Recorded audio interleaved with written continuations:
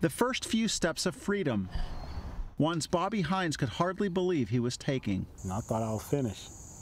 Got a new start. Hines' release follows a 2016 Supreme Court ruling that extended a ban on mandatory life without parole for juvenile offenders to those already in prison. Do we just cage people after they are involved in something hideous? Ushering in a wave of new sentencing hearings around the country. I made a bad choice. Hines' took place in the same Detroit courthouse where a jury found a 15-year-old Hines guilty of murder nearly 3 decades ago. Does he feel like we on the runaway house? 6 months later, with his sister MYRA Jessie at his side, Hines heads home. I would always tell them guys in there, every day, I'm going home. I'm going home. I said, I don't know what y'all doing, I'm going home. As excited as he is to be out. Can you take pictures on that, MYRA? Take some. Take some of me right now. Hines knows he's starting over with no money, no job history, and no experience living as an adult in society. But everything is all good, though. It's all about living now. It's a transition hundreds of juvenile lifers will be making in the coming years. They did provide you with a resume? As corrections officials and others help inmates who grew up in prison find their footing on the outside. Keep pushing that different thing. A world they were told they would never see again. This person thought they were going to die in prison. Now here they are dressed, you know, like any of us are dressed and coming out into the society, and we're talking about where we want to go for lunch. Following a hearty first post-prison meal, Hines heads to his sister's house and a picnic table in the backyard, where he breaks out a collection of his poems and writings that Hines says kept him sane while locked up. Time is fire and wrath.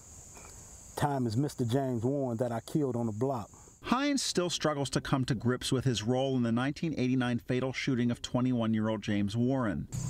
He wasn't the gunman, but prosecutors branded him the ringleader, arguing he'd provoked 2 other teens when the trio confronted the victim. I'm angry at myself for allowing my ignorance to lead me down that road.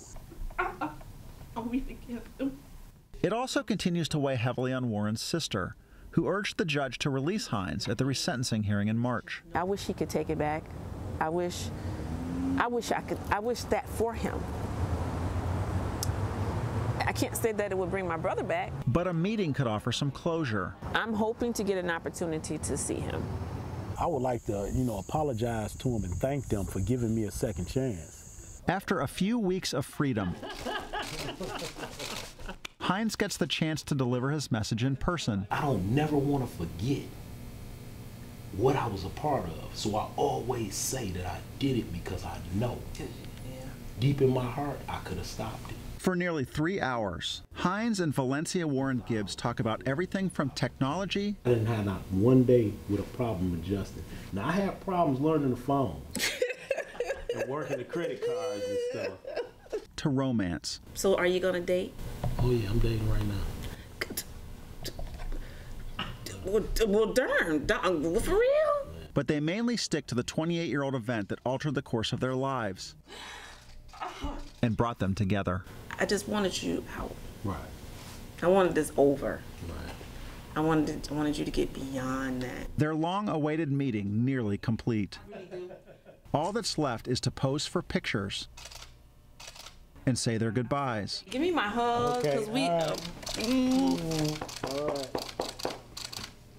Oh, come on. At least for now. I got you, though.